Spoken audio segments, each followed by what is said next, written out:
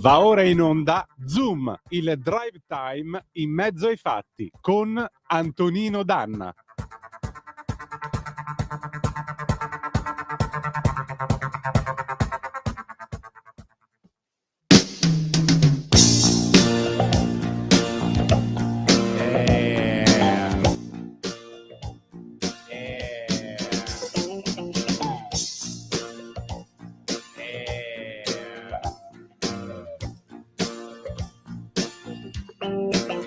E la bobina continua a girare, sì, ma la base va avanti anche da sola, e noi che abbiamo tutta la voce in gola, ma senza base non si può cantare, e con la base non si può stonare, non si può sbagliare. Perché? Perché ci vuole orecchio, ci vuole tutto il pacco immerso dentro al secchio, bisogna averlo tutto, tanto, anzi parecchio, per fare certe cose ci vuole orecchio, bisogna avere orecchio, bisogna avere il pacco immerso dentro il secchio, bisogna averlo tutto, anzi parecchio, per fare certe cose bisogna avere orecchio. Dal vivo oggi non si può più suonare, l'orchestra è ormai 4 battute dopo, i fiati hanno già fatto il loro gioco, anche il sassofono va via in gol e lascia fare, e noi come dei pirla qui a provare, ma con l'orchestra non si può sbagliare. Perché? Perché ci vuole orecchio, bisogna avere il pacco immerso dentro il secchio, bisogna averlo tutto, anzi parecchio, per fare certe cose ci vuole orecchio.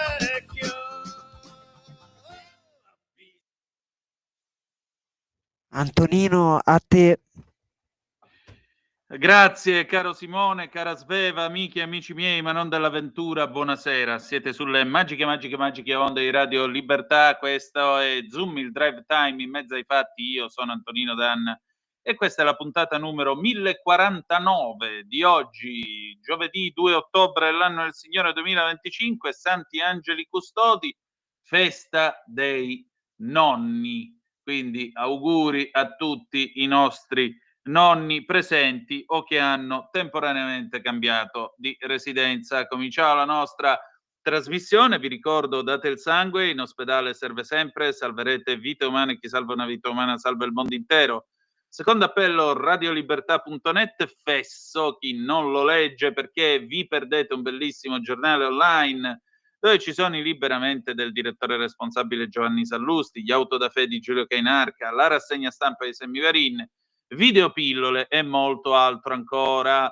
Detto ciò, le nostre coordinate 340-670-9659 oppure 0292947222 quando lo dirò io. Ancora buon lavoro cari ragazzi, cara Sveva e caro Simone. Tra l'altro domani, a proposito, sarò io in sostituzione del buon Semmi in diretta con voi alle 7:30 per la rassegna stampa. Detto ciò, iniziamo la nostra trasmissione e la cominciamo con il diritto e rovescio dell'immenso e implacabile, come sempre, Pierluigi Magnaschi. Andate pure ragazzi quando siete pronti.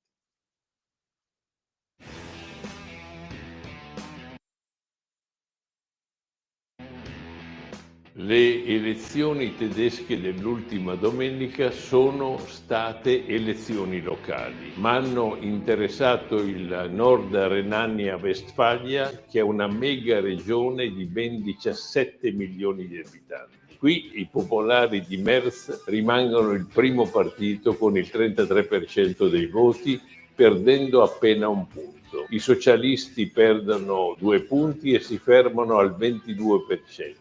Ma essi, dopo 79 anni, perdono la città Ormund, che ha 600.000 abitanti ed era una roccaforte rossa. È come se il PC, ai tempi gloriosi, avesse perso Bologna. Crollano anche i Verdi, che perdono quasi un terzo del loro patrimonio elettorale, retrocedendo da 19 al 13% dei voti. I Verdi perdono anche ad Aquisgrana e a Bonn, la ex capitale provvisoria della Germania, dove essi prima erano al potere. Per i Verdi quindi le elezioni di domenica scorsa è una vera e propria Waterloo, perché non hanno riconquistato neanche Colonia, dove erano al potere da 2 legislature. I Verdi adesso infatti pagano gli errori che hanno commesso quando erano al governo con il socialista Olof Palme e che hanno inflitto non solo alla Germania ma anche all'intera Europa, noi compresi.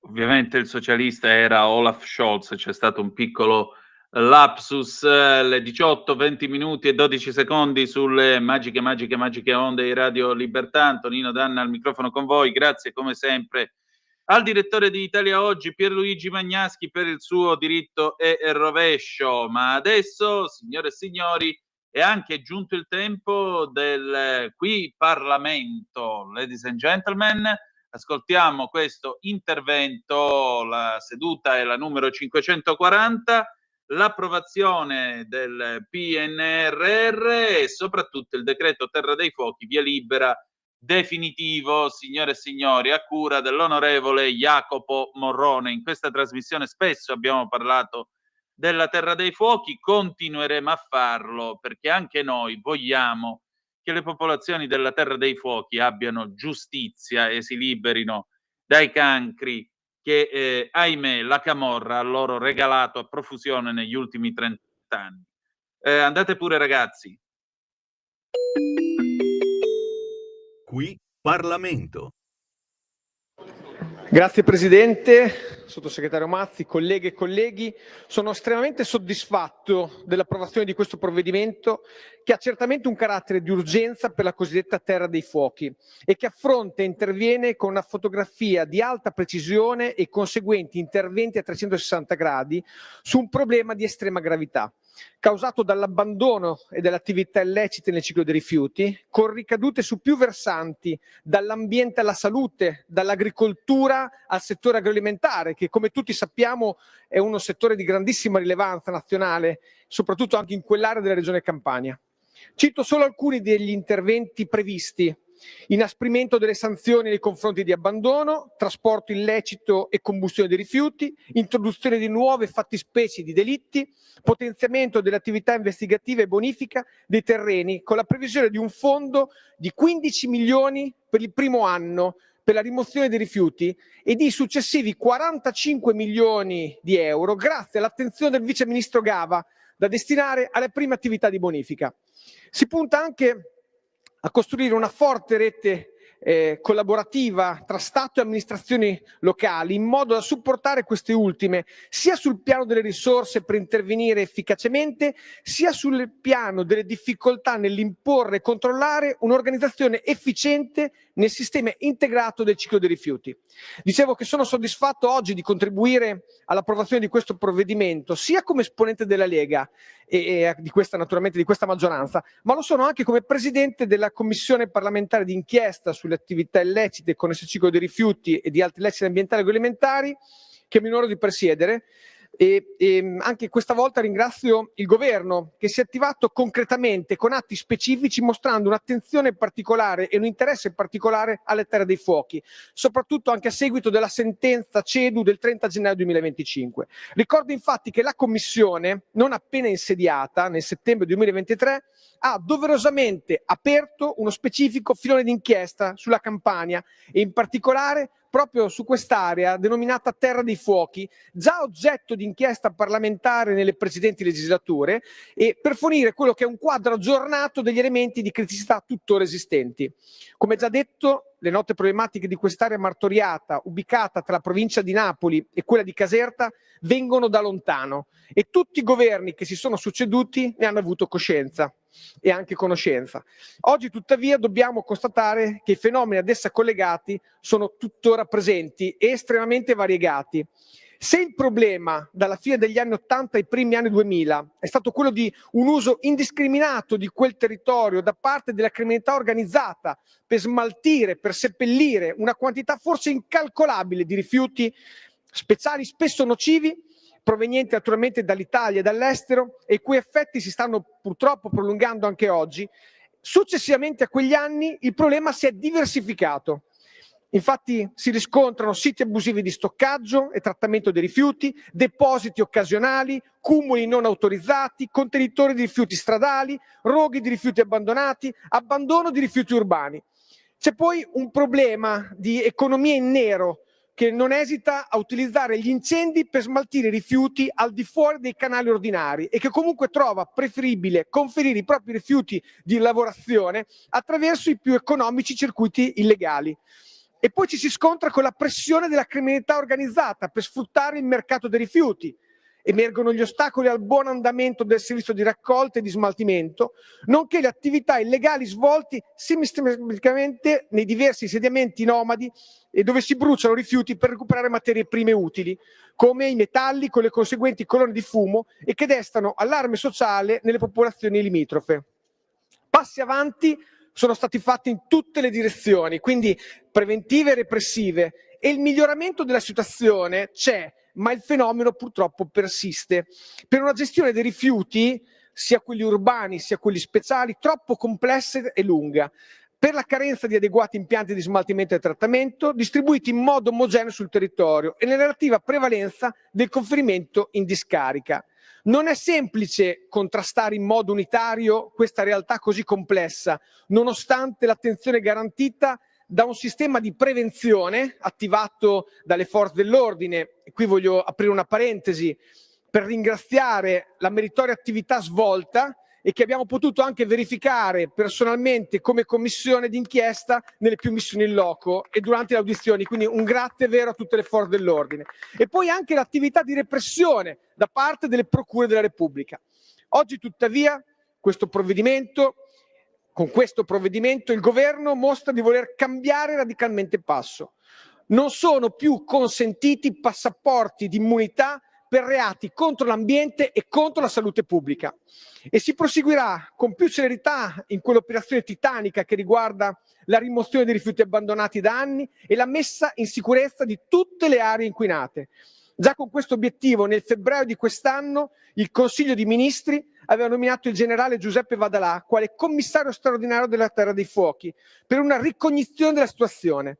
Ribadisco, non siamo all'anno zero, iniziative sono state intraprese, ma si deve fare di più, anche per tutelare la zona sana di quel territorio, superando la frammentazione degli interventi e rendendo più incisiva l'azione degli attori coinvolti. Questo è l'obiettivo da perseguire senza contrapposizioni, mettendo in rete e coordinando tutte le azioni per una corretta gestione del ciclo dei rifiuti, che è un obbligo e non un optional per le istituzioni a ogni livello e per la politica che almeno in questo ambito dovrebbe tenersi fuori da ogni ideologismo. Tuttavia di responsabilità politiche e amministrative non si può non parlare. Se è vero, come ho detto, che la situazione era perfettamente nota già ai primi anni 2000, è lecito domandarsi per quale motivo le giunte regionali di sinistra che hanno governato la regione con pugno di ferro e l'amministrazione comunale di Napoli, dove la sinistra domina da almeno un trentennio, non abbiano saputo intervenire, invertire rotta su questo disastro e che non abbiano fatto seguire alle promesse e gli annunci fatti. cosicché si continua a registrare un deficit e ritardi non solo nella bonifica dei siti, ma anche nello smaltimento e nel trattamento dei rifiuti. Da notare che la Campania nel 2022 è stata la prima regione italiana per esportazione di rifiuti. Il 36% degli scarti che l'Italia ha esportato oltre confine partirebbero proprio da questa regione, che non è in grado quindi di rispettare neppure lontanamente il principio di autosufficienza nella gestione dei rifiuti, autosufficienza che sembra sia rimandata agli anni a venire. Per questo ci siamo estremamente preoccupati quando abbiamo sentito pronunciare dal candidato del cosiddetto campo largo in campagna alle prossime elezioni, signor Roberto Fico del Movimento 5 Stelle, l'irresponsabile proposta di chiudere il termovalorizzatore di Acerra, quel termovalorizzatore che è stato ed è tuttora essenziale per lo smaltimento dei rifiuti, in particolare per Napoli. Dalle ultime notizie sembra che Fico abbia fatto retromarcia. Rimane tuttavia il timore che questa guerra identitaria e non negoziabile del Movimento 5 Stelle, ma anche totalmente fuori dalla realtà, risorga dalle ceneri, mettendo ancora più a rischio la situazione della Campania. In ogni caso, con questo provvedimento che il gruppo Lega vota convintamente, si assiste a una svolta con nuove regole e nuove fattispecie di reato, più controlli, più sanzioni contro chi devasta il territorio e con l'istituzione del Dipartimento per il Sud, ovvero un vero cambio di passo per il futuro della Campania, ma soprattutto di tutto il Mezzogiorno. Grazie. Grazie onorevole. Qui Parlamento.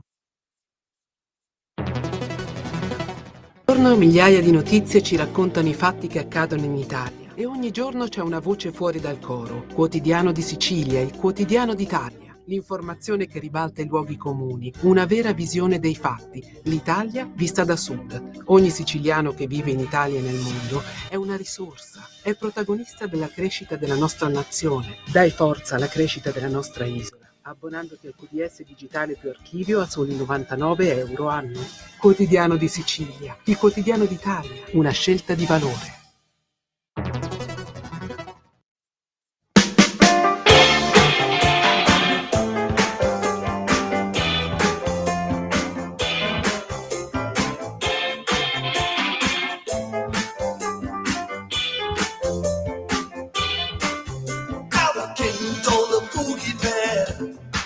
You have to let that rock drop. The oil down the desert way has been shaken to the top. The shaking drove his Cadillac. He went cruising down the bill. The prison was standing on the radiator grill. Shawty, don't like it.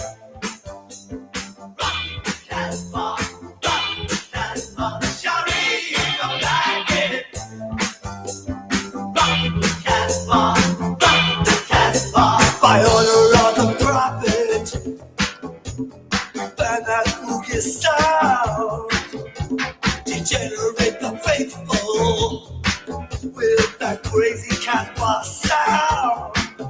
But the fellow when they brought out the electric cattle drum, the local guitar picking out his guitar picking drum. As soon as the sheriff cleared the square, they began to wave.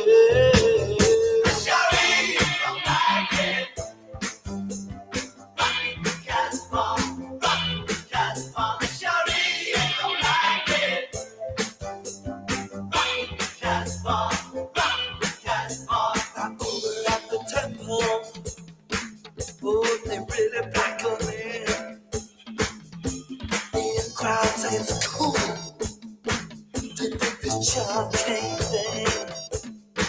But as the wind changed direction and the temple ran to fire, the crowd got a will. That crazy get the fire.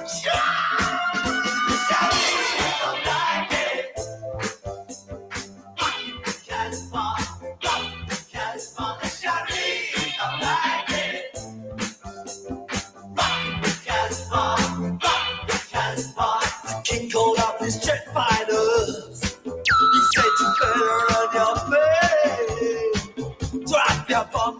in the minarets down the Casbah way.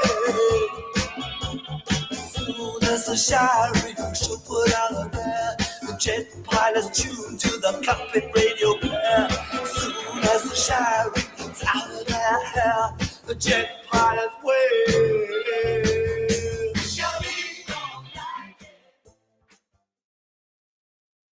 Antonino, a te la linea. Caro Simone, grazie. Era il 1982 quando i Clash incidevano Rock the Casbah, e noi stasera scuoteremo la Casbah. E come? Perché le mie due ospiti di questo faccia a faccia sono due tipe in grado di scuoterla e come in quel di Tel Aviv e non solo. Siete sulle magiche onde di Radio Libertà. Antonino Danna al microfono con voi, le 18, 34 minuti e 10 secondi qui a Zoom, il drive time in mezzo ai fatti, puntata numero 1049. Il giorno di Yom Kippur in Israele è ormai terminato, perché come nelle ore canoniche sia il mondo cattolico che quello ebraico conteggia la nascita del nuovo giorno dal calar delle tenebre di quello precedente, per cui Israele torna alla sua vita ordinaria, e io ho avuto il piacere di parlare con Fiammetta Martegani e Giordana Grego. Fiammetta Martegani e Giordana Grego hanno deciso di costruire, di varare un podcast. Il podcast si chiama Women of Startup Nation, che è un podcast dedicato a dare voce a tutte le israeliane. Loro sono italiane, sono nate in Italia, a vario titolo appartengono alla cultura ebraica, o nel caso di Giordana è proprio ebrea, e in particolare sono, per tanti motivi della vita, sono andate a vivere e a costruire il loro futuro in Israele. Fiammetta, lo sapete, fa la curatrice del Museo Eretz Israel, ma è anche una giornalista, scrive per Avvenire e Il Foglio, mentre invece Giordana ha una agenzia che si occupa, io dico banalmente agenzia, in realtà è un po' più complessa, che si occupa di chi fa la cosiddetta Aliyah, cioè chi sceglie di tornare a vivere in Israele e sceglie naturalmente di costruirsi un futuro. Inoltre è anche una bravissima, come si dice, una bravissima pittrice. La particolarità di questo podcast è che nel podcast si parla e si dà voce alle donne. Si dà voce alle donne e in particolare tutte le donne, perché quando si parla, quindi anche ci saranno anche se possibile, perché ci sono delle palestinesi, ci saranno delle druse, ci saranno delle islamiche, israeliane e così via. Questo ve lo dico perché? Ve lo dico perché la realtà molto spesso è diversa da come ci viene raccontata o da come viene vista soltanto in un caso. Ragazzi, il link è sul WhatsApp della radio, ve l'ho appena girato.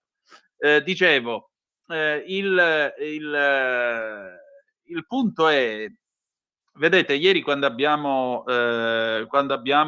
parlato io, Giordana e Fiammetta,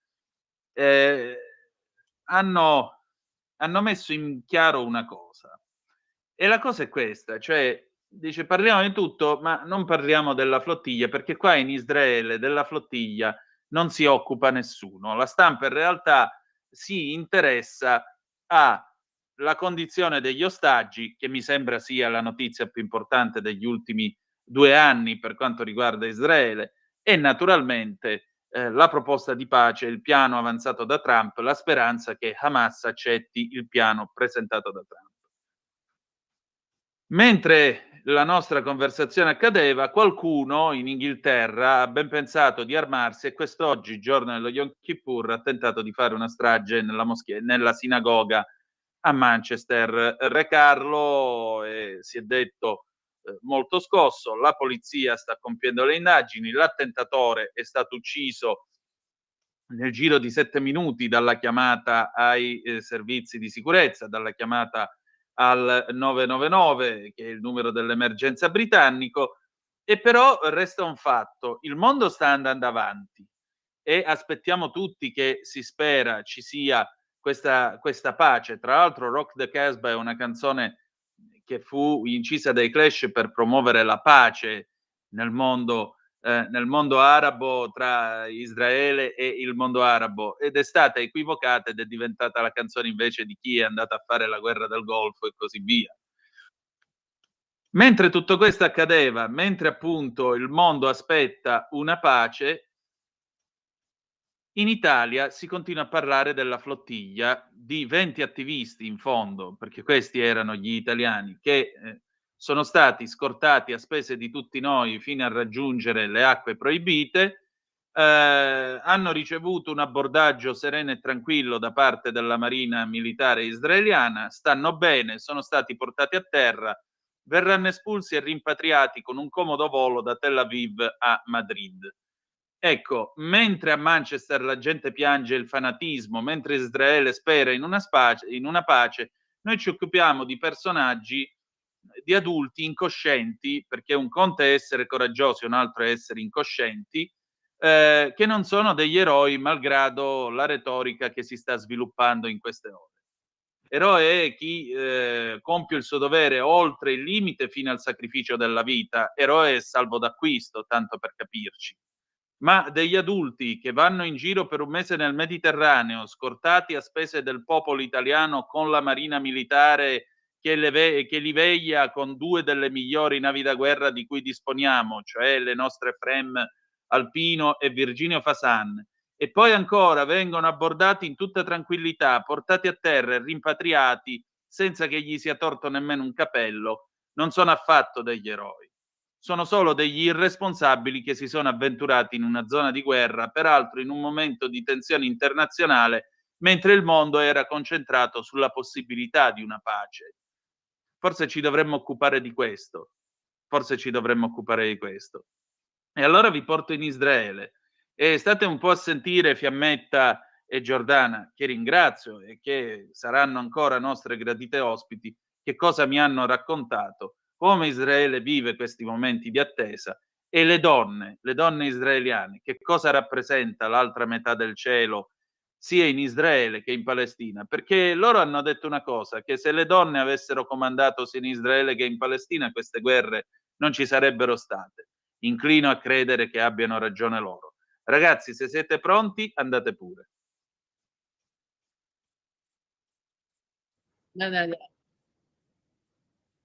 Ecco, allora, oggi io ho il piacere di trovare 2 gradite ospiti qui a Zoom, e allora nell'angolo a destra la vedete, Fiammetta Martegani, per chi ci segue attraverso il canale video della nostra radio, e lei è stata spesso nostra ospite, è una collega giornalista da Tel Aviv, scrive per Avvenire Il Foglio, pratica l'ikebana ed è stata nostra ospite quest'estate a Capitaneria di Porto, e anche, già che ci siamo, una antropologa e lavora come curatrice al museo Erez Israel a Tel Aviv, ma anche alla sua filiazione in Puglia, in quel di Lecce, e accanto c'è la sua amica e adesso compagna di avventure Giordana Grego, che nella vita gestisce questa agenzia che aiuta chi si vuole trasferire in Israele, e soprattutto è anche una brava pittrice dal tocco molto acquerellato. Intanto grazie del vostro tempo, grazie per essere state con noi, grazie per essere qui con noi. Io voglio far vedere un momento ai nostri ascoltatori la vostra pagina YouTube, perché voi avete lanciato questa Women of Startup Nation, c'è già il vostro primo podcast in inglese uscito qualche giorno fa, è una scelta che voi avete fatto, ed è una scelta che voi avete fatto soprattutto in occasione del capodanno ebraico Rosh Hashanah 5786, e in particolare avete cominciato questo cammino raccontandovi sia come donne, quindi raccontando le vostre scelte, ciò che vi ha portato in Israele e così via, ma anche come imprenditrici. In più oggi noi ci incontriamo in una data importante, il 1° ottobre. Che giorno è? Oggi è Yom Kippur. è il giorno dell'espiazione, è considerato forse il giorno più sacro del calendario ebraico. È un giorno in cui il paese si ferma proprio completamente, l'aeroporto è chiuso, non ci sono macchine, non ci sono trasporti, tutti i negozi sono chiusi ed è un giorno in cui la maggior parte del paese, una gran parte digiuna. È un giorno in cui, ci si dedica un attimino alla introspezione, al riflettere sull'anno passato, sulle scelte che abbiamo fatto, ma soprattutto, da considerare che siamo a pochi giorni dopo l'inizio dell'anno nuovo, è un momento in cui si riflette sull'anno che viene, sulle scelte che vogliamo fare, su come vogliamo essere, non solo in relazione agli altri, ma anche in relazione a se stessi. È un giorno molto particolare, forse unico al mondo. Mi auguro che una volta verrete a viverlo qui a Tel Aviv perché è veramente un'esperienza unica. Sì, oltre al fatto che appunto io dico sempre che se un turista non è mai stato in Israele dovrebbe venire il giorno di Yom Kippur perché è veramente un unico caso al mondo, come dice Giordana, ma colgo anche l'occasione per fare una battuta politica, perché i giorni tra il Capodanno ebraico e Yom Kippur, che sono più o meno una decina di giorni, nella tradizione ebraica vengono chiamati Ayamim Noraim, i giorni terribili, e in questi giorni di solito si utilizzano questi giorni per chiedere scusa a chi si è fatto un torto. E il caso vuole che il primo ministro Benjamin Netanyahu abbia chiesto ufficialmente scusa al Qatar per via del tentativo, peraltro mancato, di distruggere diciamo le teste di Hamas che si trovano in Qatar. Sì, l'attacco a Doha. Cosa che però ha avuto dal punto di vista politico un'importanza fondamentale, soprattutto per arrivare alla proposta del presidente americano Trump dell'altro giorno per giungere a un ritorno di tutti gli ostaggi in Israele e quindi alla fine di questo conflitto. E quindi, come potete immaginare, in questo giorno, come raccontava Giordana, che è un giorno dell'espiazione, credo che tutti gli israeliani e tutti gli ebrei del mondo stiano veramente raccogliendosi nella speranza che Hamas possa accettare questa offerta e che tutti gli ostaggi possano tornare a casa quanto prima e che soprattutto questi non giorni terribili, questi 2 anni terribili, perché siamo alla vigilia del 7 ottobre, possano finalmente concludersi con la conclusione di questo conflitto. Fiammetta, io mi ricordo che tu una volta sulla tua pagina Facebook hai scritto un lungo post nel quale spiegavi l'esistenza di un paese surreale nel quale a tuo figlio dovevi spiegare che c'era un supereroe che si alzava in volo per intercettare i missili, cioè l'Iron Dome. Un paese surreale, poi tante volte parlando mi hai raccontato dell'incubo collettivo che sostanzialmente vivete. Tu mi dici che per esempio ti svegli spesso alle 6:30 del mattino, proprio l'orario in cui c'è stato l'attacco del 7 ottobre. Io giusto un paio di giorni fa ho mandato in onda l'intervista alla psicologa Einat Yehene, che è la principale appunto psicologa del forum delle famiglie degli ostaggi, e lei mi diceva questa cosa, cioè l'attacco non è soltanto un problema per chi è tornato dalla prigionia di Hamas, è un problema soprattutto per tutta la società israeliana, perché è stata messa a dura prova, e in questo io chiedo anche a Giordana, visto che a maggior ragione lei si occupa di queste Aliyah, ho detto bene? Ecco, che è appunto il procedimento di rientro degli ebrei nello Stato di Israele, dei cittadini di religione ebraica, o di chi è di religione ebraica, può fare domande e tornare a vivere in Israele. Ecco, lei diceva questo: Israele è stata minata fortemente la caratteristica di questa società, che è fidarsi degli altri. E allora a maggior ragione lo chiedo a tutte e due, ma voi vi fidate ancora della gente? Cioè, quanto questa guerra vi ha toccate? Perché nel podcast avete deciso di raccontarvi, di mettervi a nudo, e quindi a maggior ragione, prima di tutto, prima di arrivare a questo, perché avete deciso di creare questo podcast, immagino in inglese, per avere ovviamente un pubblico ben più ampio del classico individuo da tastiera italiano che può commentare con i soliti luoghi comuni, ma a maggior ragione perché avete deciso di mettervi davanti a una telecamera e partire senza una meta e senza un domani? Vado io? Guarda, per me è stata un'idea che è nata durante una conversazione molto normale che facciamo delle nostre, e una sensazione di essere odiata nel mondo, come israeliana, come ebrea, come essere vivente. Il mio diritto di esistere lo sentivo molto messo in discussione, ma non solamente come israeliana e come ebrea, ma come giordana. E l'ho sentito non solo, io ovviamente leggo i giornali non solo quelli israeliani, ma praticamente di tutto il mondo. E sentivo e anche da Instagram, da amici non ebrei che postavano cose senza senso, bugie, accuse, Fake news, senza neanche mai mandarmi 2 righe per sapere anche verificare i per dati. verificare o per chiedere non come stavano, non ho bisogno dell'empatia degli altri, ma più che altro per un po' di curiosità, un po' di onestà intellettuale. Hai un'amica che abita in Israele, non vuoi capire un attimino di più, non vuoi sapere cosa succede, non vuoi neanche accusarmi di qualcosa, cioè contattami, no? Mi sono sentita molto vulnerabile forse, o molto, cioè ho sentito di essere un target legittimo per odio e per violenza. E ho detto: com'è possibile? Nessuno mi conosce, non sa chi sono io, non sa chi è la mia famiglia. Come può essere questo odio incredibile? Siamo totalmente disumanizzati. E parlando con Fiametta avevo detto: forse dobbiamo raccontare la nostra storia, rimettere delle facce nel pensiero comune degli europei soprattutto, e di far vedere chi siamo. Soprattutto non solo la nostra storia, ma la storia di altre donne israeliane, che tra l'altro cosa vuol dire essere israeliana? Non necessariamente vuol dire essere ebrea. Vorremmo avere nelle nostre prossime puntate anche arabe israeliane, musulmane, cristiane, druse.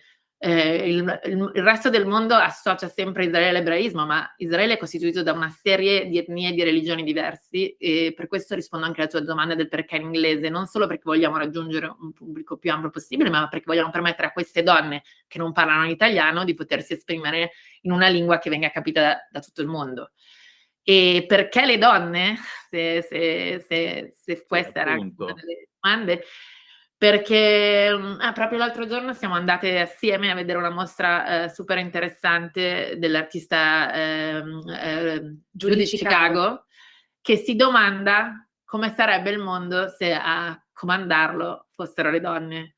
E ci siamo chieste spesso anche noi se come primo ministro da un lato e al posto di questo gruppo terrorista dall'altro ci fossero state 2 donne, probabilmente questo conflitto innanzitutto non sarebbe neanche cominciato e sarebbe finito molto prima. Non lo sappiamo, ma per questo per noi è fondamentale dare la voce alle donne israeliane in tutte le loro varietà e cercare di raccontare al mondo cos'è veramente Israele, al di là degli stereotipi che sono stati purtroppo ampiamente riprodotti dai media. I media di tutto il mondo, o purtroppo, visto che stiamo parlando adesso con un collega italiano, tu sei un'eccezione, ma dalla gran parte dei media italiani. Ma guarda, Fiammetta, io ho sempre pensato che è meglio andarla a chiedere a qualcuno che lo sa. Per cui, a maggior ragione, voi 2 siete lì, voi 2 state vivendo questa cosa. Ecco, vi voglio raccontare una cosa. Qualche tempo fa, parlando con Fiammetta, le ho detto: ah beh, è finita sta guerra, dopo 12 giorni è finito l'incubo. E lei mi ha dato una risposta che m'ha gelato, perché mi fa: ah, veramente non pensavo che l'incubo stesse durando da 2 anni. E lì tu capisci la differenza tra te e lei, perché tu parli dall'Italia 80 anni di pace, 80 anni tranquilli, bene o male, a parte i problemi che abbiamo avuto col terrorismo, eccetera, eccetera, eccetera, e lei parla da una guerra. E noi abbiamo realmente perso il senso di una guerra. Cioè, quest'estate, guardando la notte i bombardamenti sul canale dell'AP, io vi seguivo con la Smart TV, per esempio. Ecco, guardare arrivare le bombe, i missili, l'Iron Dome che entrava in funzione e così via. Ecco, io l'unico metro di paragone che potevo avere con quella cosa che vedevo nel 1925 nel 2025 era molto semplicemente quello che raccontava la sorella di mia nonna, mia prozia Piera, quando io avevo 14 anni nel 1994 e raccontava i giorni che precedettero lo sbarco degli americani nel 1943. Cioè il mio metro di paragone tra quella cosa vista nell'anno 2025 erano i ricordi di una che era una ragazza al tempo che aveva 24 anni e che aveva visto gli americani che buttavano i volantini dagli aerei, solo che i volantini degli americani avevano le croci sopra, erano minatori, non erano un invito ad abbandonare le zone in cui sarebbero arrivate le IDF, per esempio. Antonino, purtroppo, scusa se o i interrompo. rifugi.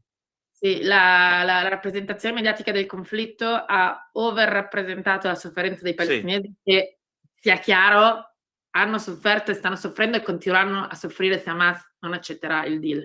Ma non hanno minimamente Nessuno ha parlato di voi. rappresentato la sofferenza degli israeliani, che se sono qua, cioè se in questo momento io e Giordana possiamo fare Zoom con te, è per due ragioni. Una è il famoso Iron Dome e la seconda sono i rifugi, che peraltro ci sarebbero anche a Gaza se li aprissero ai civili. Senza queste due condizioni, lo Stato di Israele avrebbe smesso di esistere ben prima del 7 ottobre, ma ovviamente questa cosa la si dà per scontata, come se gli israeliani fossero fortunati e non pagassero fiora di tasse per garantire la sicurezza di un intero popolo. E non so, tu Giordana hai qualcos'altro da aggiungere riguardo a questa... Giordana, ma tu ti senti bombardata dentro? Sì. Sì. E, mi sento... Mi fa più male vedere come sono aggredita e descritta e colpita dagli europei, dal mio ex paese, che le bombe iraniane. Mi fa più male. Io sono nipote di una sopravvissuta della Shoah.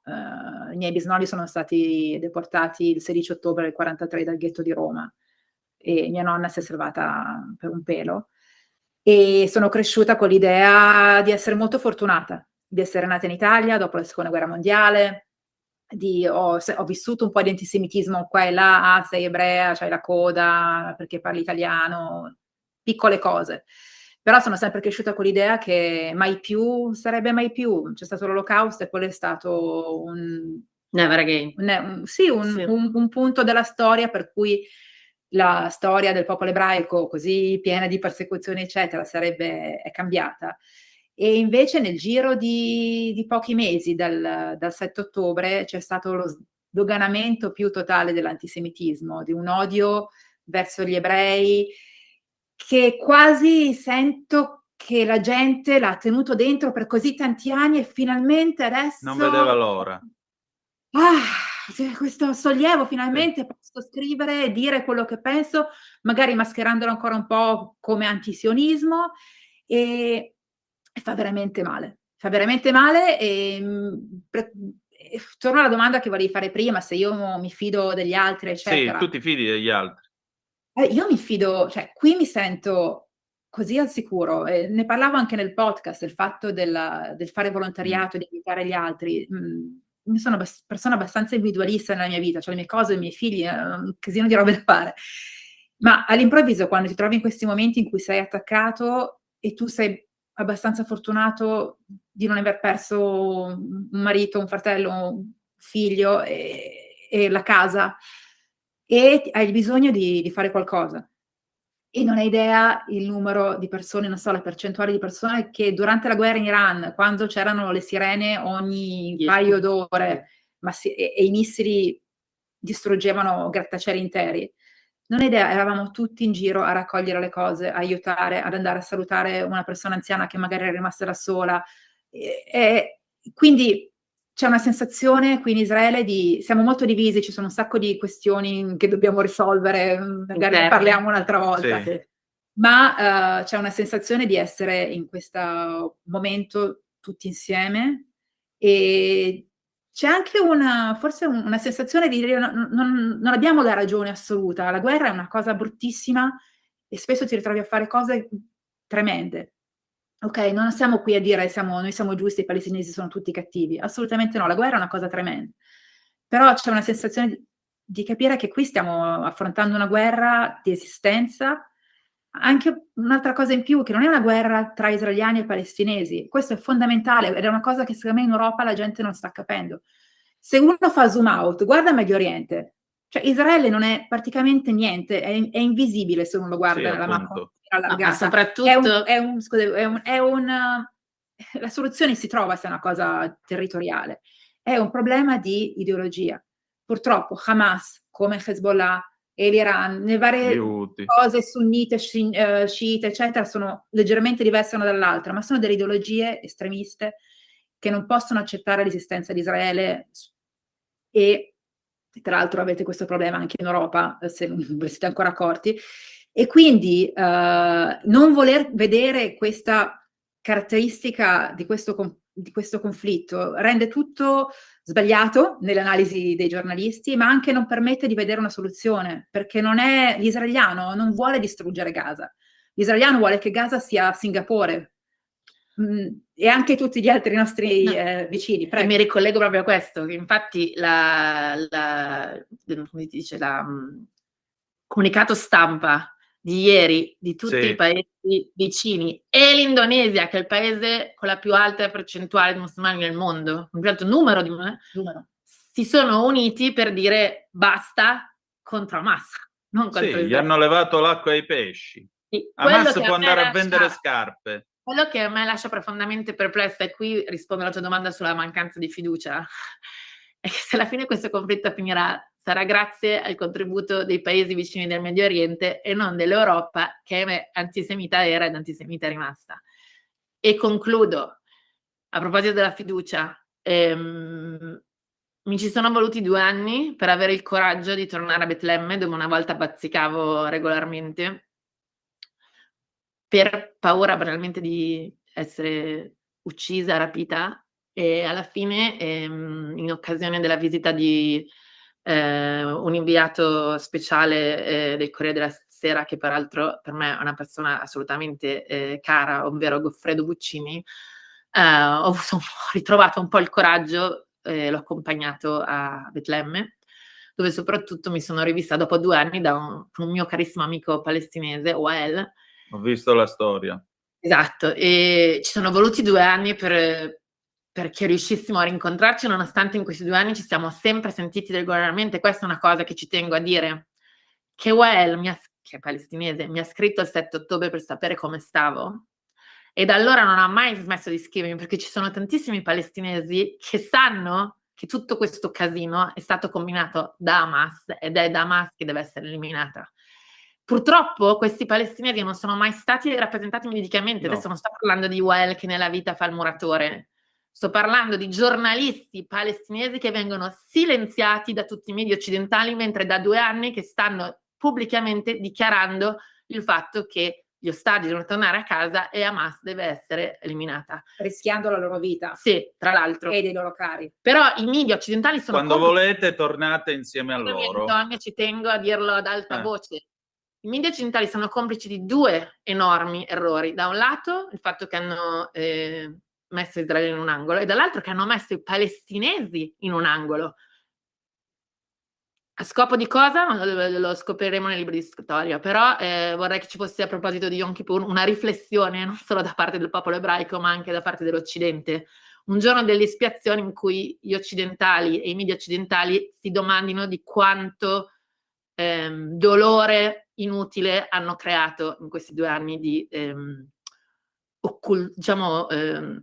produzione di fake news e occultamento della verità anche da parte della voce dei palestinesi. Questa secondo me è una delle cose più gravi che con cui dovranno fare i conti.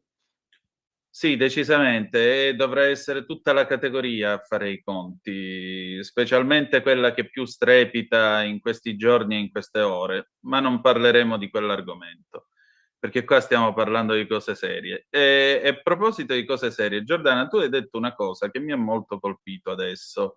Tu hai detto il mio ex paese, l'Italia, perché tra l'altro voi due siete tutte e due di Milano. Voglio dire...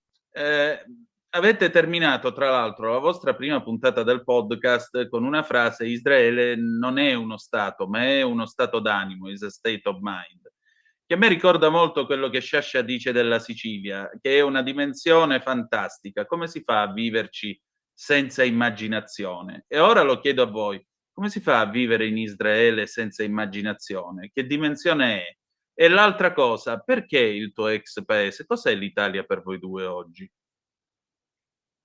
Allora, comincio forse dalla seconda domanda. L'Italia è il paese in cui sono nata, tra l'altro è il paese in cui io a casa ho un albero genealogico che va indietro forse 10-12 generazioni da parte della famiglia di mia nonna, italiani, tra Verona, insomma, Verona, Roma, eccetera. È il paese in cui mia mamma è di origini libiche invece. È il paese in cui un'italiana d'oltremare. Un'ebrea d'oltremare. Nata Sì. in Libia, quando era colonia. Ok. Sì. Di questi italiani non si parla mai. Mi piace precisare le origini proprio perché degli italiani che sono figli dell'epoca coloniale italiana non si parla mai. Si sa solo che i libici vennero cacciati nel 70 da Gheddafi, fine del problema. E in realtà non è solo quello il discorso. Scusate. Oversemplificazione di tutto oggi, ma a livello estremo. Sì, da bar. Io ho vissuto sempre a Milano, cioè, sono italiana di cultura, cioè qui in Israele sono l'italiana. Noi ci siamo conosciute in Israele, non in Italia, perché facciamo parte del gruppo delle italiane in Israele, ecco, mettiamola così. E quindi l'identità italiana è forte. Se non...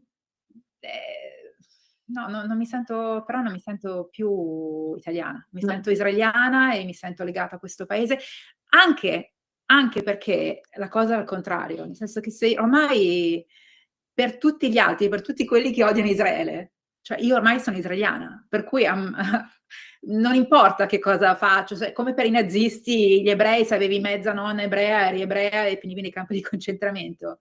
La stessa cosa oggi, cioè non importa se io sono israeliana, però di origine italiana, però magari sono di sinistra e vado a protestare, cioè per quelli che odiano Israele sono un target e sono odiata e non importa a nessuno. E sei Netanyahu, tra l'altro. E sono Netanyahu e sono un obiettivo e non interessa a nessuno di sapere la mia storia, quello che penso, cosa faccio, eccetera.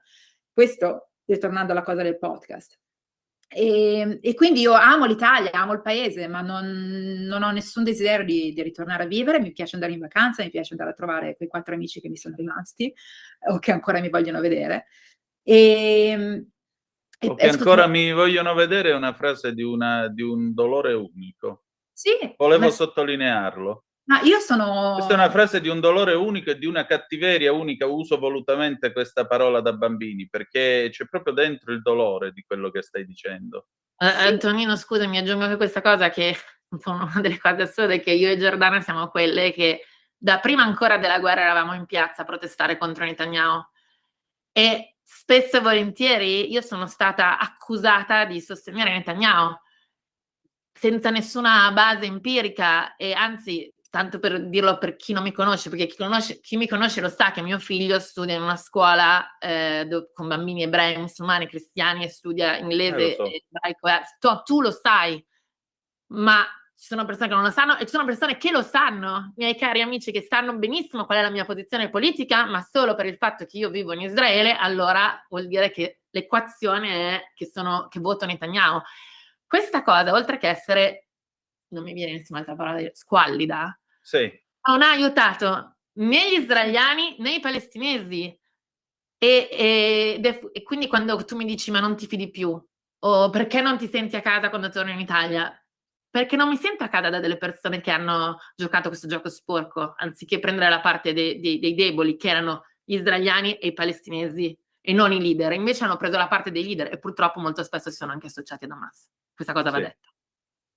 Sì, il Tempo ha condotto in solitario un'inchiesta molto coraggiosa spiegando che in questo paese, soprattutto una parte politica del nostro paese attiva e rappresentata in Parlamento col voto degli italiani, molto spesso va a braccetto con individui chiaramente collegati ad Hamas. Questo è è un fatto, e a me queste cose vergognano e ripugnano, perché un paese che ha varato le leggi razziali nel 1938, io ho avuto il piacere di dare una mano a un amico che fa il professore di storia del diritto italiano, si chiama Saverio Gentile, e il professor Gentile ha pubblicato per Giappichelli un libro, si chiama La legalità giuridica del male. Questo libro spiega e racconta, sulla base della documentazione, come vennero spietatamente applicate le leggi razziali in Italia. E la cosa più disgustosa, più schifosa che io ho visto in quel libro, e l'hanno fatta degli italiani, sono le lettere anonime che venivano mandate al Tribunale della Razza, dove si scriveva l'ebreo al piano di sopra anziché fare il giardiniere, perché alla fine fu vietato qualsiasi mestiere a tutti gli ebrei in Italia. Fu vietato anche poter fare lo stracciarolo e il cartonaro, già che ci siamo. Ecco, questi mandavano le lettere anonime, le missive, per segnalare: guardate che l'ebreo ha ancora la radio, guardate che l'ebreo non lavora come giardiniere. Antonino, scusa se ti interrompo, ma siccome è attuale... Ed è orribile. A me è stato proposto di scrivere un libro sul 7 ottobre, mi è stato proposto da una casa editrice italiana di cui non faccio nome, e quando il libro era pronto non mi è stato poi più pubblicato, perché non ho ancora capito se perché sono ebrea, perché vivo in Israele, perché c'è la guerra, comunque...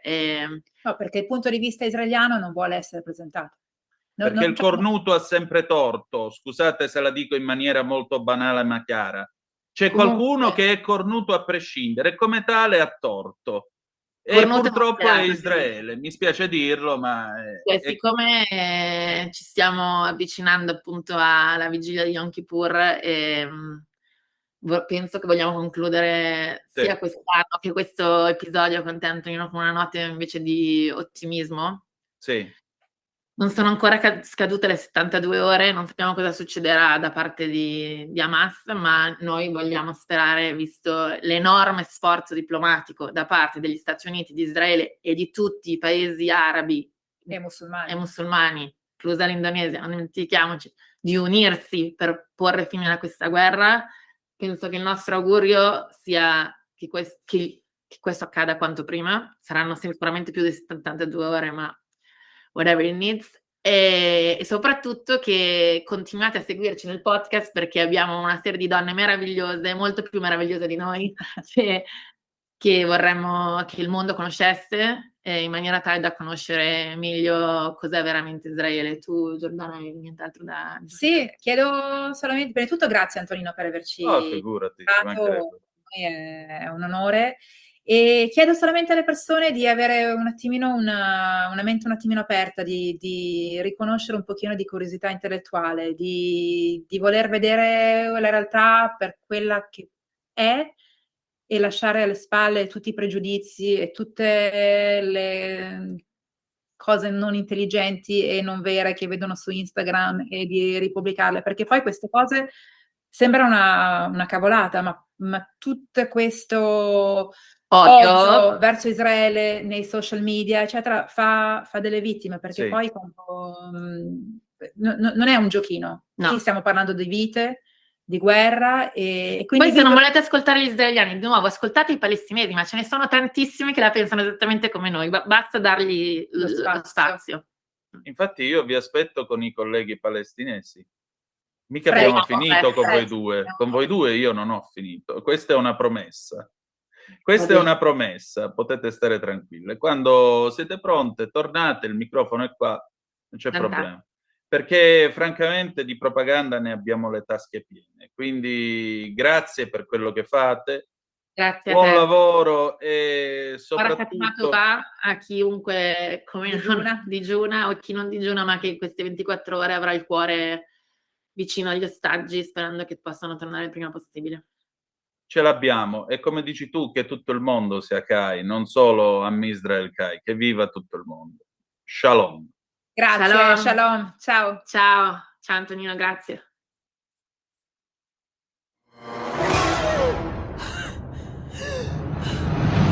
Pensa a respirare. Ora abbandonati. Che cosa vedi?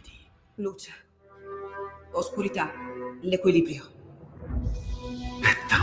grande. È stato un risveglio. Hai sentito? Conosco una sola verità.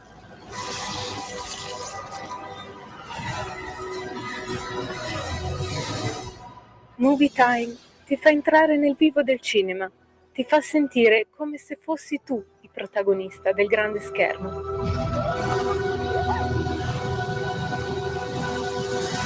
Ogni sabato dalle ore 16. Antonino, a te la linea. Io voglio ringraziare Fiammetta Martegani e Giordana Grego per la loro cortesia. Lascio questo documento alla vostra valutazione e appunto occupiamoci di cose più serie che parlare di flottiglie varie ed eventuali, perché vedrete che per i prossimi 10 giorni non si farà altro che parlare di questo, quando invece la storia, le ruote della storia avranno fatto altri 1000 giri in avanti. Le 19:14 minuti e 4 secondi sulle magiche onde di Radio Libertà. Ragazzi, se vedete se c'è l'avvocato De Filippi, perché siamo un po' in ritardo, ci scusiamo anche con lui, perché adesso dovrebbe essere il momento di In attesa di giustizia. Stasera l'onorevole Gusmeroli non sarà dei nostri, quindi non è necessario che voi lo convochiate, perché purtroppo degli impegni gli impediscono di essere dei nostri. Comunque appena avete l'avvocato De Filippi andiamo con la sigla di In attesa di giustizia e proseguiamo con la nostra trasmissione, anche perché stasera parleremo di rottamazione quinquies, che è un tema molto sentito ovviamente da tutti gli ascoltatori e ça va sans dire, noi cerchiamo in ogni modo di parlare di cose concrete che vi riguardano, che è la cosa più importante. Nel frattempo, se avete voglia, abbiamo tempo per prendere una telefonata mentre cerchiamo di avere l'avvocato De Filippi allo 029294 7222 e naturalmente l'augurio è che voi abbiate qualcosa da dire, però l'avvocato è in linea, per cui sigla In attesa di giustizia. Va ora in onda In attesa di giustizia, casi irrisolti a cura dell'avvocato Claudio De Filippi. Una vita da mediano, lavorando come uriali, anni di fatiche, botte, vinci casomai mondiali.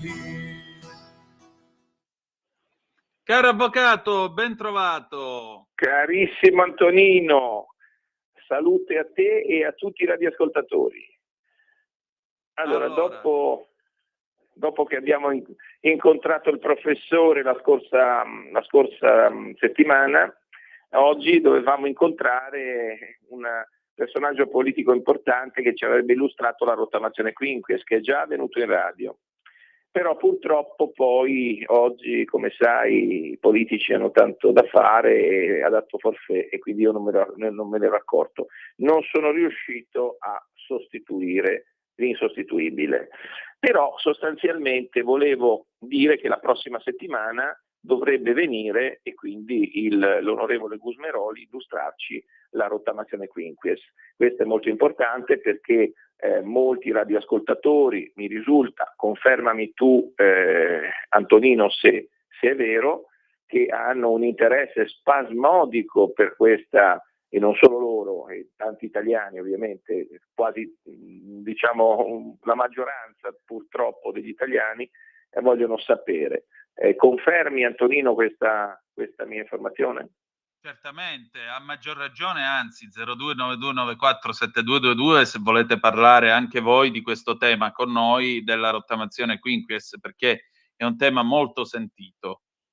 Ecco, tu sai che molto spesso noi ci occupiamo di 3 argomenti. Intanto l'argomento principe va bene le tasse, perché purtroppo sono importanti per tutti noi, e poi per quanto riguarda i minori, perché abbiamo una particolare sensibilità sull'argomento minori, sulle problematiche della famiglia, eccetera. E poi il terzo argomento è quello degli innocenti, cioè gli errori giudiziari. Ecco, questo ovviamente non esaurisce il panorama della trasmissione, ma indubbiamente è questo un po' quello di cui prevalentemente si parla. Adesso per dire oggi, e quindi io avrei voluto appunto fare delle domande al politico che ha presentato la nuova legge sulla rottamazione quinquies, gliele faremo la prossima settimana, però magari volevo in qualche modo spiegare un attimo che cosa succede in questo, in queste settimane, che cosa è successo in queste settimane, perché noi di tasse non ne parliamo da luglio, se non sbaglio. E quindi in queste settimane si è assistito a uno scambio dialettico tra le forze politiche che ha fatto venire fuori che ci sono forze politiche di opposizione della sinistra che hanno presentato degli emendamenti a questa importante legge, che è la legge sulla rottamazione quinquies, che dovrebbe, e usiamo sempre il condizionale, essere approvata insieme alla manovra finanziaria di fine anno, quindi è il massimo termine 16 di dicembre. Speriamo che ci sia questo regalo di Natale per gli italiani, perché lo aspettano da tanto. E indubbiamente, bisogna dire che questi emendamenti che sono stati presentati vanno nell'ottica di restringere la pletora di coloro che sono beneficiari della legge. Ma questa è una direzione che lo stesso onorevole, poi ce lo confermerà in alcune dichiarazioni, ha dichiarato appunto sbagliato ridurre la portata della rottamazione quinquies. Perché? Perché intanto fa male alle casse dello Stato, e questo secondo me è già un argomento molto importante e decisivo, direi determinante. Però può essere anche che sia incostituzionale, e quindi se ci limitiamo a dire, perché molti spaventati hanno cominciato a dire ma scusi, le domande che mi fanno spesso e volentieri sono: ma questa rottamazione non mi riguarda, non mi può riguardare, perché sembrerebbe che io, essendo decaduto dalla precedente quater, ter, eccetera, eccetera, non posso beneficiarne. Infatti questo è uno dei temi più sentiti. Chi ci rientra in questa benedetta quinquies? Quello che ha pagato tutta la quater o ha saltato una rata, è successo un casino? Perché Salvini è stato molto chiaro, ci devono rientrare tutti, ma... Sarebbe opportuno, caro Antonino, tu porti il nome di un imperatore romano, io anche, che decidessi d'imperio, dai scherzo, di cooptare Salvini in trasmissione. Questa sarebbe una bella cosa. Comunque sì, la Lega ha le idee molto chiare, e forse è l'unico partito che ha le idee così chiare in materia di tasse, e ha sempre perseguito una rottamazione per tutti. Quindi rottamazione per tutti significa senza nessuna eccezione. Ci devono rientrare tutti, perché la legge è per tutti. Poi, attenzione, diceva uguale, alcuni dicevano, nei tribunali aggiungono la legge uguale, però è almeno erga omnes, cioè tutti devono beneficiare di un provvedimento legislativo, altrimenti qualcuno potrebbe fare ricorso e dire che la legge è incostituzionale e farla saltare praticamente. Quindi no, questo è il primo argomento, bravissimo, la paura del contribuente di non rientrare. Se io ho saltato le rate, ovviamente posso presentare la quinquies. Bisognerà vedere quali saranno i requisiti, fino a quando la faranno valere, questo sì, perché sembrerebbe che, e questo volevamo chiedere Lumi, lo faremo speriamo la prossima settimana, perché è importante ovviamente chiedere delle cose in più, sembrerebbe fino al 31/12/24, questo sarebbe un bel successo rispetto al fatto che così si va avanti a togliere le rottamazioni. Cosa vuol dire questo? Vuol dire che chi paga le rottamazioni oggi paga il 100%, quindi non ha nessuno sconto, né di sanzioni, né di interessi, né di aggio. Invece con la rottamazione quinquies si dovrebbe arrivare a togliere queste sanzioni, interessi ed aggio, che più o meno sono il 50%, salvo casi eccezionali come gli accertamenti, perché si può salire anche di molto, e a quel punto il contribuente si trova con un vantaggio doppio, perché nell'idea di Gusmeroli, che ha presentato la legge e poi l'ha fatta propria anche un altro esponente della Lega, che mi sembra che sia Massimo Garavaglia al Senato, praticamente diciamo che si arriva a dimezzare la rata della quater, anche quater bis, quella ultima misura, e quindi sostanzialmente se prima dovevi pagare 1.000 euro al mese, diciamo così, perché c'è gente che prende anche stipendi molto bassi, quindi quando dici queste cose molti dipendenti devono avere queste rate, quindi sono in difficoltà.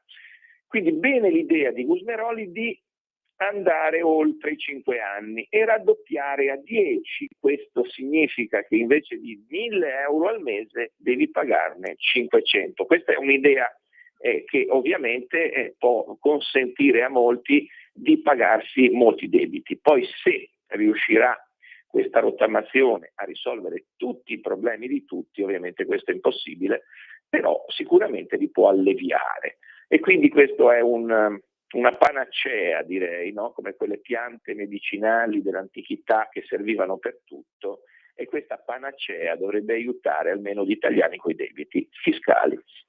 E quindi la tendiamo trepidanti. Poi volevo dire un'ultima cosa per quanto riguarda la situazione, diciamo così, di chi si trova in difficoltà con le rate, perché mi viene chiesto spesso e volentieri, ma se io decado dalle rateizzazioni, questo è un argomento molto importante e molto delicato. Sì. Allora, le rateizzazioni, diciamo che chi non ha a disposizione ancora una rottamazione che se arriva a dicembre, quindi andrà a valere nei primi mesi dell'anno 2026. Se io ho una rateizzazione in corso, ho a disposizione, cosa che molti non sanno, fino a 8 rate di ritardo. Questo vuol dire che posso pagare le rate fino all'8ª e poi se ne pago una è chiaro che ne ho... Se sono in ritardo di 7 ne pago una, ne ho altre 2, poi ovviamente mese per mese si cresce fino all'8ª. Quando uno non riesce a pagare 8 rate anche non consecutive, questo ci viene chiesto, la rateizzazione decade automaticamente, senza nessuna comunicazione al contribuente, e già questo è un problema, quindi ciascuno si deve verificare le proprie rate di scadenza. Nel momento in cui io ho una rateizzazione, non devo pagare per forza mese per mese, l'importante è che non arrivi a farla decadere dopo 8 rate. Nel momento in cui mi decade dopo 8 rate, però, e questa è la domanda, molti radioascoltatori ovviamente non sanno come fare, anche oltre che i radioascoltatori, e quindi fondamentalmente il punto è: che cosa posso fare? Per rimettere in sesto, di questo forse non abbiamo mai parlato, in tante volte che abbiamo parlato di tasse, per rimettere in sesto una rateizzazione decaduta, per cui non si può andare in una rottamazione sostitutiva, l'unica cosa che può fare il contribuente è andare a pagare il pregresso. Allora, se io vado a pagare le 8 rate di ritardo, le 9, le 10, quelle che sono, indubbiamente rimetto in terminis la rateizzazione e posso farla ripartire. Quindi questa situazione qua, che è impossibile se non con una rottamazione a rimettere in piedi le rateizzazioni, ecco, anche questo mi sembra che sia oggetto di qualche discorso di corridoio politico, che potrebbe partorire qualche disegno di legge, qualche proposta di legge, eccetera, eccetera, perché sarebbe giusto che chi non può arrivare, perché arriva la tagliola del 31/12/23 o 31/12/24 fino a quella data, poi bisognerà vedere cosa diranno, se sono gli atti notificati, eccetera, eccetera. Ma se io non ci arrivo, per esempio al 31/12/23, e ho delle rate successive del 24 e del 25, quelle le devo continuare a pagare. Sarebbe giusto che le rateizzazioni che devono rimanere in piedi consentissero, noi diamo anche delle idee, no? I politici poi potranno fare la sintesi e valutare se sono buone e farle loro. Cioè, praticamente poter rimettere in termini coloro che sono decaduti dalle rottamazioni, delle rateizzazioni, anche per una ragione, che per ora, quando si parla di lunghezza massima delle rateizzazioni, prima si parlava di 72 rate fisse e non c'era niente da fare, a meno che tu non dimostrassi con l'azienda o con l'ISEE, con un codice che si chiama alfa per l'azienda, che c'era una forte crisi e quindi rimeritevole delle 120 rate che non davano quasi mai a nessuno. Invece ora è cambiato tutto, non sono più 72 le rate, ma sono elevate. Dal 2025 84 rate, vado a memoria, potrei sbagliare, eccetera, eccetera, dal 2026 96 rate, dal 2027 108 e via dicendo, fino alle 120. Allora, questo aumento delle rate, che ovviamente va a scombinare un po' le classiche 72, consentirebbe di pensare che coloro che sono decaduti quantomeno dalle 72 rate, perché non hanno avuto il beneficio dell'extra, ok, potrebbero essere rimessi in terminis se sono decaduti dalle rateizzazioni, almeno una volta, e quindi dando la possibilità a coloro che hanno qualunque problema, anche a volte grave, anche malattia, anche di attività, di problematiche del lavoro, di famiglia e quant'altro, di poter avere una seconda chance, senza poi, quando cadi dalla rateizzazione, essere oggetto di pignoramenti, previsi di ipoteca, previsi di fermo e quant'altro. Ecco, questa è un'ottima idea. Ultima idea che mi viene in mente di lanciare, se Antonino me lo fa fare per il tempo, sì, perché abbiamo ancora mezzo minuto. Bravissimo, bravo. Allora sarò ancora più veloce. L'idea potrebbe essere quella di dire che chi ha avuto dei gravi problemi di salute, per esempio, potrebbe, per esempio, si può estendere, no? Può e deve poter avere un trattamento da parte del fisco che lo rimetta in terminis. E questa sensibilità per chi ha problemi di salute, familiari e di lavoro, documentabili, dovrebbe essere la regola. Queste idee speriamo che qualcuno che conta nei palazzi del potere possa farle proprie. Eccellente, allora, caro avvocato, grazie e ci ritroviamo il 9 di ottobre allora.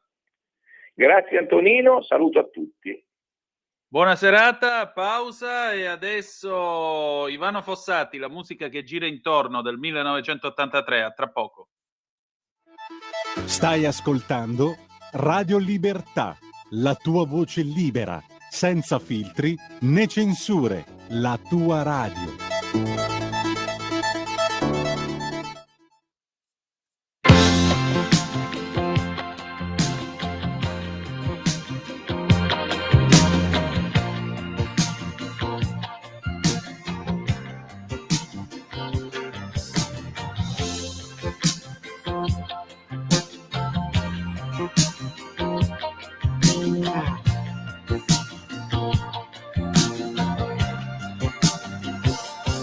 Per niente facili, uomini così poco allineati, li puoi chiamare i numeri di ieri, se nella notte non li avranno cambiati. Per niente facili, uomini sempre poco allineati, li puoi pensare nelle strade di ieri, se non saranno rientrati. Sarà possibile, sì, incontrarli in aereo, avranno mani, avranno faccia di chi non fa per niente sul serio, perché l'America così come Roma gli fa paura, è il Medio Oriente che qui da noi non riscuote nessuna fortuna. Sarà la musica che gira intorno, quella che non ha futuro, sarà la musica che gira intorno, saremo noi che abbiamo nella testa un maledetto muro.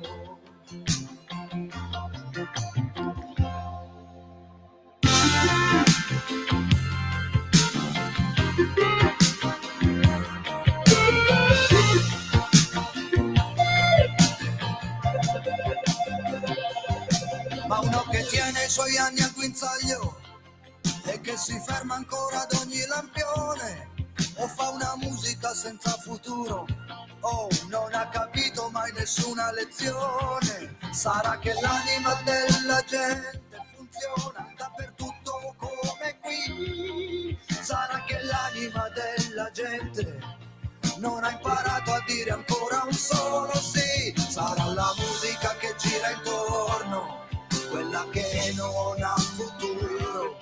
Sarà la musica che gira intorno, saremo noi che abbiamo nella testa un maledetto muro. Per niente facili, gli uomini sempre poco allineati.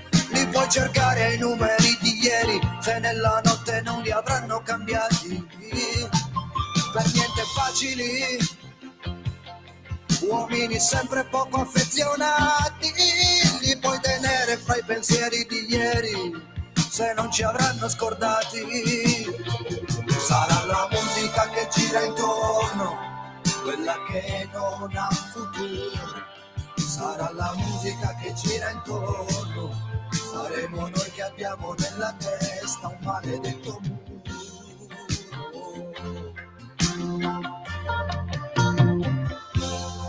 Sarà la musica che gira intorno, quella che non ha futuro.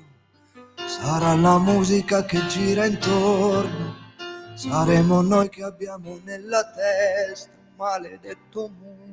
E rieccoci qua alle 19:34 minuti e 50 secondi sulle magiche onde di Radio Libertà. Antonino Danna al microfono con voi per questa puntata numero 1049 di Zoom. Le 19:35 minuti adesso. Avete ascoltato Ivano Fossati, La musica che ci gira intorno, anno di grazia 1983. Apriamo il telefono 0292947222, o anche una zappa da leggervi.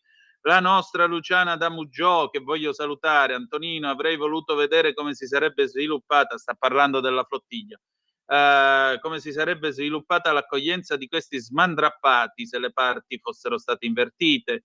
I macellai di Hamas non sarebbero andati tanto per il sottile, altro che rifocillarli e accompagnarli al coperto, anche se nel complesso edilizio di un carcere. Chissà come i media, servi dei padroni, descriveranno quest'alloggio in attesa del rientro in patria. Io non ho molto da aggiungere, cara Luciana, perché vedi, sono le carceri di una democrazia. Voi ve lo ricordate Andrea Costantino? Ve lo ricordate che noi abbiamo fatto questa battaglia per la sua liberazione? Ve lo ricordate che è stato in carcere negli Emirati Arabi Uniti? Ecco, se ve lo ricordate andate a cercare nel nostro archivio e poi ne parliamo, va bene? Non aggiungo altro. Per cui, se permettete, io certi discorsi, poi sai, sai Luciana, oggi leggevo un amico che faceva il commento, se li sono portati perché sono uno stato dittatoriale. Dittatoriale? Israele dittatura? Ma su quale pianeta? Vabbè, abbiamo una telefonata, pronto, chi è là? Eccomi, Michele Caruso. Michele, ciao. Bonsoir à tout le monde, un saluto noblesse oblige, madame monsieur, comment ça va bien? Très bien, dimmi tutto. Ecco, Zoom, il drive time mezzi fatti su Radio Libertà, la talk radio. Antonino, come stai? Tutto bene? Sì, tutto tranquillo, niente di particolare, mio caro. Io vorrei effettuare un volo pindarico nel mio punto di Michele Caruso. Vai. Oltre la flottiglia, dunque l'avventura di questi attivisti pro palle, domani è stato indetto uno sciopero generale che secondo me creerà più caos che riuscire ad ottenere qualche cosa in questa revolution, perché mi stanno a cuore le condizioni di salute del critico d'arte Vittorio Sgarbi, che potrà essere antipatico, ma è una persona di un certo spessore. E dunque il fatto che lui abbia passato il male oscuro, cosa che anche io ho passato, di solito colpisce le persone più sensibili, come la depressione, e che venga strumentalizzata contro di lui, è un qualche cosa che trovo veramente vergognoso. Dunque io credo che lui abbia bisogno, al di là delle cure che possono essere dei palliativi, perché poi c'è l'effetto placebo, al di là degli effetti collaterali della cura farmacologica antidepressiva, è stato ricoverato per diverso tempo, adesso sembra che stia un po' meglio, e la figlia Evelina sembra che con le unghie e con i denti si voglia accreditare l'eredità, perché a dire del padre Sgarbi esosa, gli ha fatto spendere 800 euro per una borsa, che piuttosto che pensare veramente a come lui stia in salute, pensa invece al dire denaro. Dunque lui ha bisogno di tanto affetto, come tutti noi ne siamo bisognosi, soprattutto in certe condizioni di salute avverse come la depressione, che torna a ripetere è il male del secolo, un male oscuro, anziché pensare ad un tutore, un amministratore di sostegno, come se lui non fosse capace di intendere, di volere. Tendiamo un velo pietoso. Non so cosa ne pensi Antonino, mi farebbe piacere, ecco, anche la tua opinione. Da Michele Caruso, grazie e buona serata. Michele, io penso che la depressione sia uno dei mali più terribili di questo secolo e che non sia facile riuscire a combattere e uscirne. E penso che Vittorio Sgarbi, a me non importa se sia simpatico o antipatico, è un uomo che ha scelto di vivere la vita my way, a modo suo. Non sono tanti gli uomini che si possono permettere di vivere la vita in maniera così libera, pagando il prezzo della propria libertà. Perché non è che Sgarbi gliel'hanno regalata. È un uomo che merita rispetto, ora al di là del critico d'arte, quello che volete voi. Merita rispetto perché ha sempre detto le cose, forse a volte esagerando, forse creando un personaggio che alla fine lo ha anche un po' travolto, lo ha anche un po' assorbito. Ma in una società di ghiri uno che fa il picchio ci vuole, e lui lo è. Per cui io gli auguro le migliori fortune, gli auguro di riprendersi in pieno e gli auguro di superare questo impasse, perché nella vita ognuno di noi viene sottoposto a delle prove nelle quali viene fuori quello che noi veramente siamo. E sono prove dalle quali non ci possiamo esimere, e di conseguenza l'unica cosa che si può fare, siccome peraltro sono delle prove personali, a maggior ragione dobbiamo semplicemente appoggiare chi affronta queste prove e fare il tifo per lui, che è la cosa più importante. Il resto sono solo, come dicono dalle nostre parti, caro Michele, chiacchiere e tabacchiere di legno. Per dire futilità. 0292947222, sempre se volete essere dei nostri per telefono, oppure 340 670 9659. Nel frattempo vi diamo alcuni aggiornamenti. La notizia di quest'oggi, lo sapete, 2 ebrei sono stati uccisi in Inghilterra da un tale. Dai lineamenti sembrerebbe, se questa è tra l'altro l'immagine dell'individuo, se questo è il personaggio, un islamico, questo signore sostanzialmente è arrivato davanti alla sinagoga di Manchester, dove ha ucciso 2 persone. Ha ucciso 2 persone, nel frattempo è intervenuta la polizia. Tra l'altro questo tizio ha guidato la macchina contro appunto la gente che era davanti a questa sinagoga, ne ha travolti 2, poi è sceso dalla macchina, ha cominciato ad accoltellare gente, per fortuna è arrivata la polizia, gli ha sparato e l'ha ucciso. Tra l'altro è dovuto intervenire anche un robot di quelli degli artificieri, perché sembrava avesse una bomba, ma a quanto pare questa cosa che lui aveva addosso e che a qualcuno è sembrata una bomba, per fortuna non era in grado di far nulla, quindi non era questa roba. Yom Kippur, è appena il caso di dirlo, è il giorno più sacro del calendario ebraico, e del resto è anche il giorno in cui Israele è più vulnerabile, perché appunto è il giorno della penitenza, è il giorno in cui il paese letteralmente si ferma per 24 ore, salvo i servizi essenziali. Ora Yom Kippur è finito. E naturalmente anche il momento in cui gli ebrei osservanti, ma anche quelli generalmente non osservanti, cercano di ritrovarsi tutti in sinagoga per questo giorno di espiazione, perché l'augurio alla fine dello Yom Kippur è che Dio ti iscriva per sempre nel libro della vita, no? Di essere tra i salvati e non tra i sommersi. Quindi è stato ulteriormente vigliacca questa azione di questo individuo. Ora in questo momento sta parlando il ministro degli interni, Shabana Mahmood, che peraltro è un'islamica. Stanno ottenendo delle dichiarazioni, dice la BBC. Il primo ministro Starmer dice che l'Inghilterra deve sconfiggere l'odio antisemita che sta crescendo nel paese. E in particolare la BBC presenta dei dati e dice che secondo il Ministero dell'Interno i crimini religiosi, i crimini d'odio a base religiosa contro gli ebrei in Inghilterra sono raddoppiati nell'ultimo anno.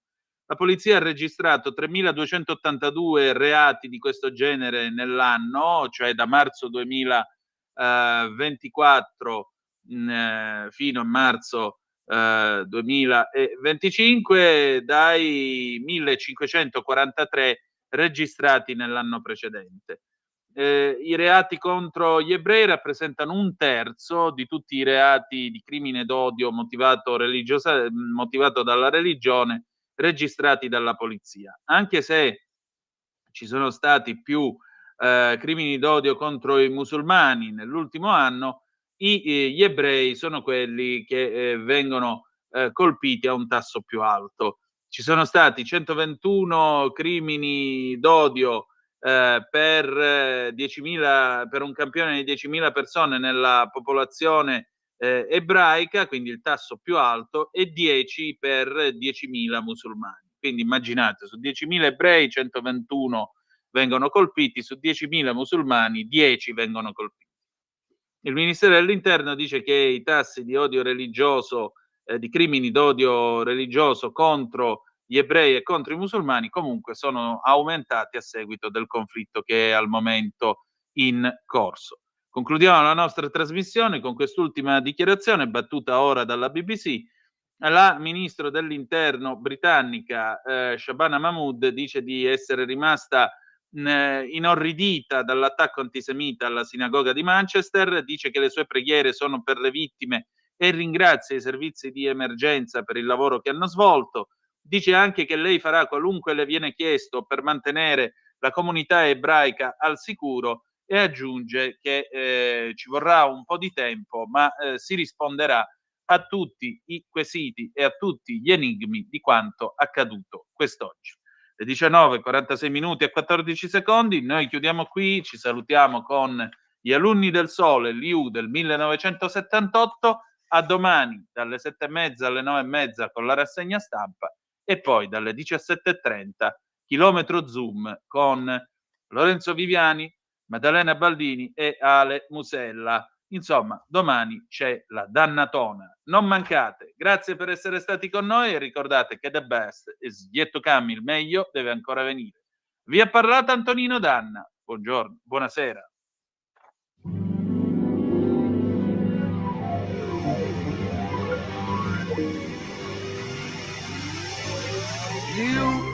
Si stendeva su di noi e ci dava un po' di sé, senza chiederci perché, senza chiederci perché. Liu già sapeva tutto di sé, ma con gli occhi guardava te e con la mano cercava me. Con la mano cercava me e io sì l'avrei trovata per far l'amore, Io su un letto caldo o su un divano ingigantita su un falso piano, io mi ricorderò di te, io mi ricorderò di te. E io sì, l'avrei trovata per far l'amore.